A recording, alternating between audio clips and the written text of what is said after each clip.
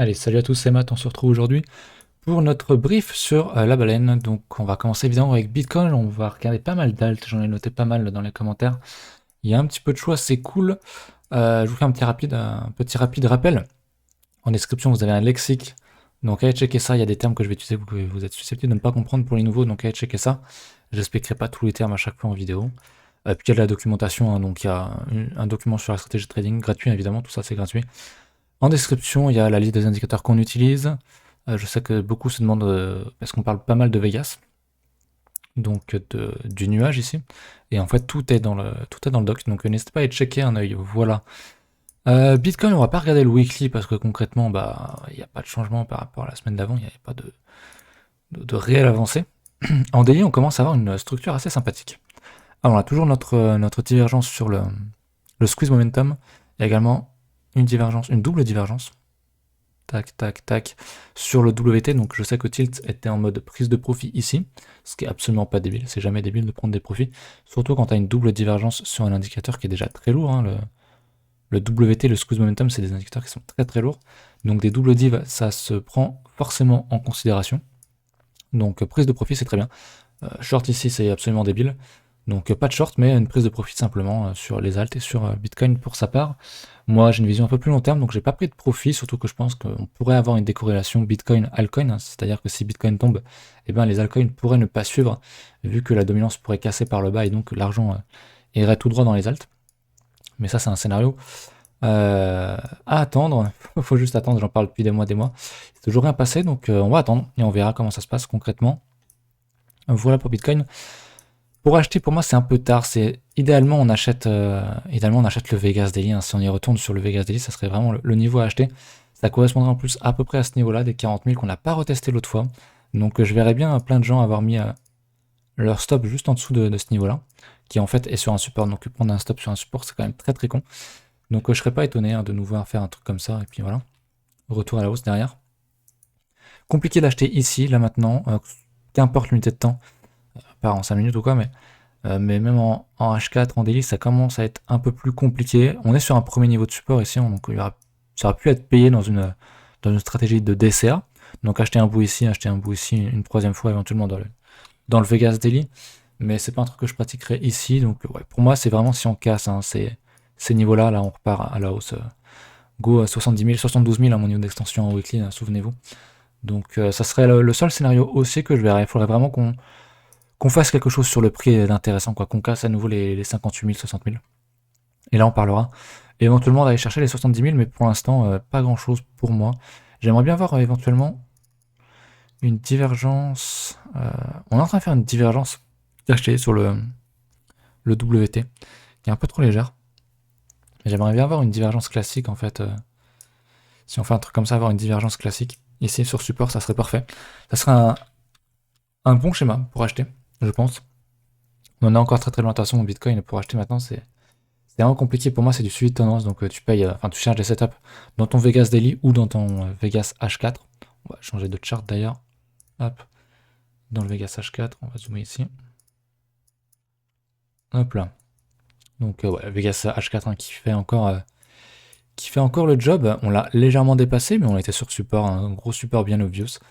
Donc pas mal. En plus, on avait une double divergence sur le squeeze momentum. C'était potentiellement un trade à prendre pour prendre un certain rejet, une certaine correction à la hausse. Mais c'est pas une position que je vais hold, hein, parce que comme le disait Tilt, le Vegas H4 il fait vraiment le café depuis très très très très très longtemps. Donc à un moment donné, il va forcément casser. Et on ira forcément rejoindre ce Vegas Daily, que ce soit ici à 40 000 ou plus tard quand on sera à 50, 70 000, j'en sais rien. Mais pour moi, si on veut chercher à se placer long terme sur Bitcoin, ça sera plus bas, ça sera vraiment entre le Vegas H4 et le Vegas Daily, et plutôt dans le Vegas Daily. On sait que le Vegas Daily a porté le cours en 2017 à chaque crash, donc à chaque crash était une entrée parfaite, le Vegas Daily. Donc à suivre, à suivre, à suivre, à suivre. Voilà. Je sais aussi que dans les commentaires, bon, c'était sur Zone 9, hein, c'était pas sur la baleine, c'était sur notre chaîne éducative Zone 9. Il y a quelqu'un qui disait que oui, le Vegas Daily c'était bien gentil, mais que maintenant il y avait les institutionnels sur le marché, donc qu'il n'y aura plus de correction, que le Vegas Daily on le reverra plus jamais, etc. etc. Attention à ce genre de commentaires, hein, le fondamental n'explique pas le prix, absolument pas, c'est même pas du tout le cas. Et ça ne change rien qu'il y ait plus de volume ou pas, au contraire ça change rien, il y aura toujours des chocs de volatilité, il y aura toujours des corrections. Qu'est-ce qui a expliqué ce crash de moins 26%? Rien. Qu'est-ce qui nous empêcherait de faire moins 30%? Rien du tout. Il y a du monde ou de plus dans le marché ou pas, ça changerait rien. Au contraire, il y a beaucoup plus de thunes à aller chercher un peu plus bas. Donc ça serait une bonne opération pour les market makers. Voilà, c'est juste un petit point là-dessus, on en reparlera peut-être un autre jour. Là c'était pour Bitcoin, donc rien d'autre à ajouter je pense. Ce n'est que vraiment pour du long terme, hein, si vous cherchez à avoir du BTC. Enfin, pour moi, on ne peut plus vraiment être dans une stratégie de long terme pour Bitcoin. Il est tellement parti depuis tellement longtemps que c'est un peu tard pour moi. Mais dans une stratégie de suivi de tendance, ça se fait. Donc, idéalement, acheter ce niveau-là, mettre un stop sous ce niveau-là, et puis rider la hausse, prendre des profits, etc. etc. Faire du suivi de tendance, oui. Sur Bitcoin, de l'investissement long terme, c'est un peu tard, même si tout se fait. Hein, chacun sa strat, chacun sa gestion. Mais ouais, c'était mon avis perso là-dessus. Là où sur les alts, par contre, la stratégie d'investissement se fait toujours. On va pas éviter de la dominance qui range encore et encore et encore et encore sur ce putain de niveau. Des 60 sur la dominance. On va repasser en daily, mais on consolide. Hein. On consolide beaucoup, beaucoup sur support, ça va casser. J'aime pas dire c'est une certitude, vous savez qu'il n'y a jamais de certitude en trading. Mais là, quand même, ça sent la certitude. Hein. On fait vraiment un price action qui est vraiment dégueulasse, entre guillemets, pour la tendance haussière.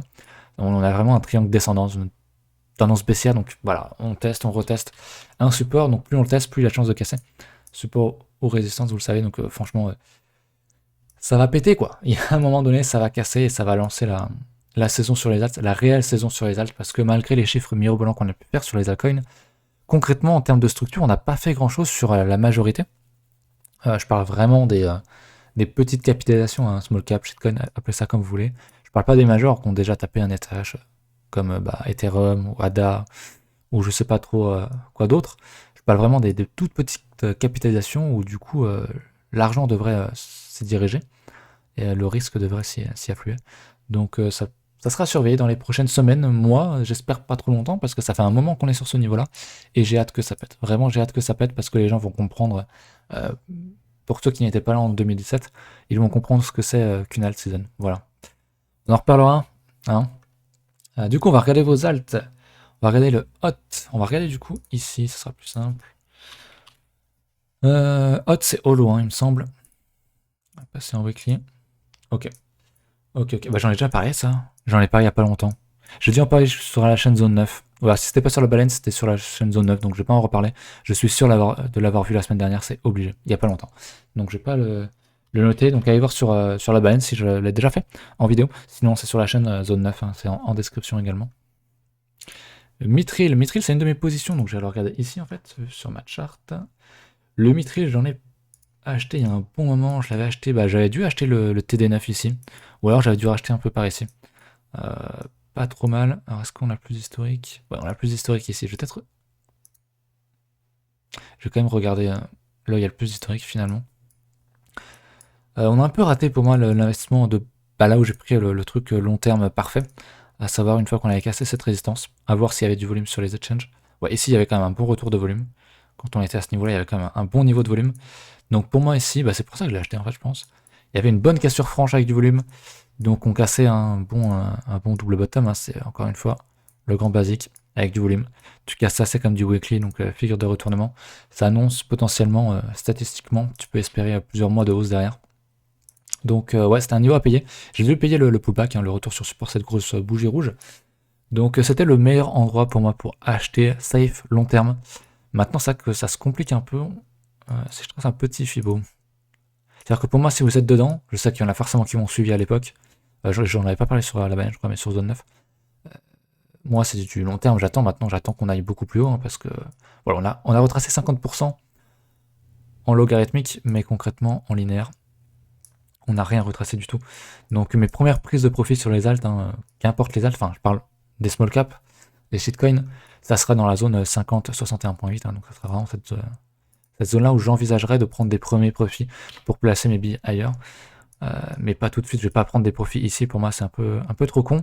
Donc voilà, on a fait la belle structure, maintenant ça commence à aller violemment à la hausse, on bute sur un second niveau de... Je vais tracer comme ça. Une seconde résistance, un autre niveau, qui est ici. Et pareil, quand ça va péter, derrière on va avoir des grosses bougies bien vertes, bien grosses, comme ici quoi. je pense. Donc le Mithril très très beau. Pour rentrer maintenant, pour moi c'est peut-être un peu tard.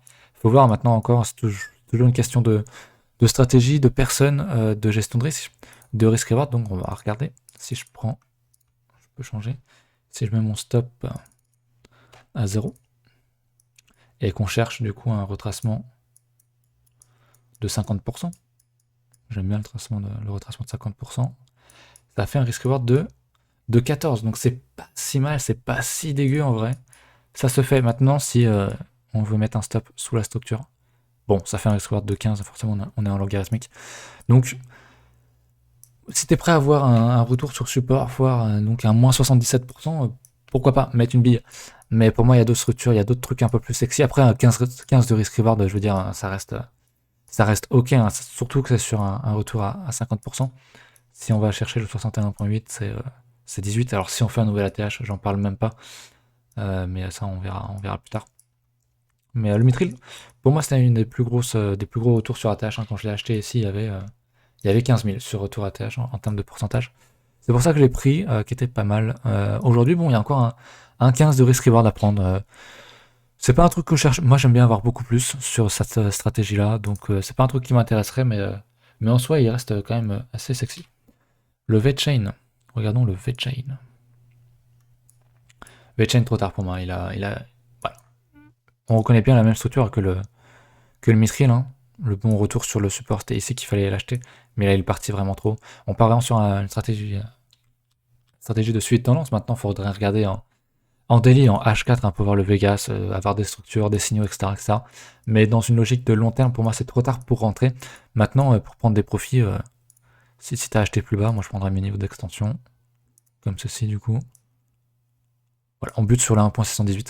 C'est un premier prix pour prendre des profits, histoire de poser les billes ailleurs, éventuellement de remettre un petit peu plus tard. Mais si je prends des profits ici, pour moi, c'est comme je l'ai dit, hein, on est très très loin d'avoir l'alt season selon moi. Si je prends des profits, c'est 10% grand max sur un truc comme ça.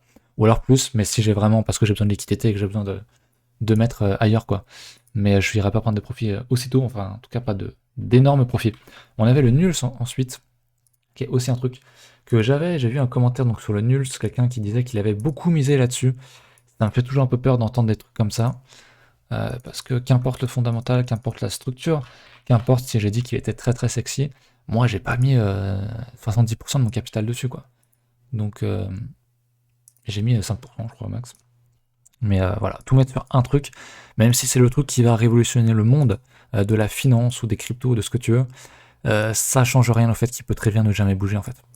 Donc attention là-dessus, gérez votre risque, je le dis vraiment plein de fois, mais ne misez pas sur la perle rare de votre youtubeur préféré ou de je sais pas trop quelle connerie. Ça changera rien, ça changera rien. Et puis vous serez émotionnellement très très attaché, et s'il fait moins 30%, vous allez vendre alors que ça sera en fait un retour sur un support, rien de grave. Bref. Encore pas mal, je trouve, à acheter. Ouais, en linéaire, on a quand même pas mal poussé. Hein. On a quand même pas mal poussé. Je vais tracer mon petit truc. Si je mets mon stop sous la structure. Retour sur les 50. On a que 3 de risk reward. C'est quand même moins bon. C'est quand même moins bon que le Mithril. Il est beaucoup moins volatile aussi. Je crois que c'est quasiment une majeure maintenant, le Nuls. Est-ce que je l'ai vendu? Moi, je sais même plus. Est-ce que je l'ai gardé? Non, le Nuls, je l'ai encore. Il y a pas ceux que j'ai vendus, il y a le petit truc bleu. Donc techniquement il est bien, mais on est quand même sur un gros niveau de résistance hein, ici, on voit bien. Mais ouais, l'entrée se faisait ici, ou alors je crois que je l'avais acheté ici moi. Sur le petit double bottom ici.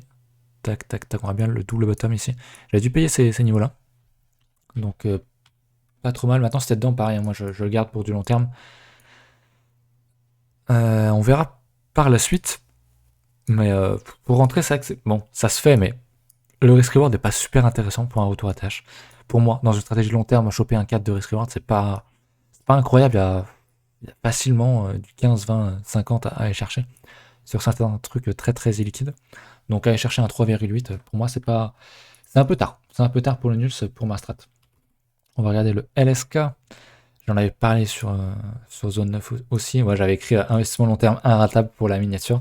Et effectivement, ça n'a pas raté, ça me fait rire. C'était le bon niveau à payer. Donc pour moi, c'est un peu trop tard. Hein. J'en avais parlé, on était ici. Donc c'était le niveau à payer selon moi. Maintenant, c'est un peu tard. Si on regarde on va placer encore une fois l'outil de risk reward. Hein, c'est le meilleur truc pour voir concrètement de quoi il s'agit. Là que tu payes un plus haut, quoi. Ça fait toujours un peu chier. Mais le stop 1-0. Mais où? Et là, on va même le mettre sous la structure. Ça sera fait. Et on va viser les 50 de retracement en linéaire. C'est une target qui est tout à fait réaliste. On l'a fait même bien plus hein, sur certains shitcoins. Ça fait 2, 2,8, c'est trop tard aussi pour moi. C'est vraiment trop tard. Hein. Là où si vous auriez acheté ce niveau-là, ça faisait... Ah oui, du coup, ça me décale même le... Super. Ça me décale ça. Pas ouf ce site-là pour l'outil de risk reward. Bon, ça fait du 5 en gros. C'est pas ouf, il y a mieux, donc franchement, je dirais next. Il y avait mieux à... Ouais, le niveau à payer était ici, quoi. Était clairement le retour sur le gros support qui tenait depuis 2 ans, 2-3 ans, donc maintenant c'est un peu tard pour moi pour acheter. On va regarder quoi d'autre. INX, putain, ça me dit rien du tout. INX, on me l'avait proposé. Comme ça me dit rien, je vais regarder. Alors, lequel c'est? Je vais prendre le premier. Considérer que c'est Internet NXT. Ok. Ok, on est c'est quand ça? Ok, donc on est déjà sur l'ATH de la bulle de 2017. Même s'il n'a pas vraiment une de grande tendance, de réelle tendance. Est-ce qu'il, à quel point il est liquide ce truc? Ah ouais. Ouais, c'est listé sur quel truc ça? Parce que rien que ce mouvement-là, c'est déjà 2500%. Ça aurait été un truc qui m'aurait intéressé. Je vais regarder comment est-ce qu'il est. À quelle place il est capitalisé. Je vais regarder sur mon téléphone sur l'appli Coinstat. C'est donc NXT, c'est ça? INX, non. INX, c'est ça. INX. Ah ouais, 720ème. Ça, c'est pas sur Binance, hein, vu les mèches. Ok, c'est sur Uniswap, Mercatox, Yobit et autres trucs de merde. Ok, donc ouais, pas mal. Franchement, bah, on est sur la tâche, on retourne sur la tâche, donc je serais pas étonné qu'on aille faire un nouveau plus haut. Si t'as acheté la structure ici ou dans cette zone-là, franchement, on garde-le. C'était une super bonne opportunité. Acheter ici, c'est toujours compliqué, hein, t'achètes sur résistance. Idéalement, on t'attend de revenir sur le support ici. Choper moins 70%, ça paraît énorme, mais sur un shitcoin comme ça, c'est pas du tout impossible. Hein, c'est tellement illiquide. Regarde toutes les mèches qu'il y a. On pourrait très bien avoir une mèche comme ça. Donc poser un order dans cette zone-là, donc sur ces niveaux-là, ça me paraît pas du tout débile si t'es pas dedans et si t'en veux absolument. Si tu veux mettre, je sais pas, 2% de ton capital dedans, moi je mettrais des orders limites sur ce niveau-là. Voilà pour mon avis. Écoutez, c'est tout, je pense qu'on en a vu pas mal. J'ai pas tout regardé toute ma liste, mais on en a vu pas mal, c'est déjà bien. Donc voilà, écoutez, je vous laisse là-dessus. Il faut que j'aille tourner à la vidéo avec Tilt sur Zone 9, donc je vous retrouve sur Zone 9 ou sur le Discord. À bientôt, salut!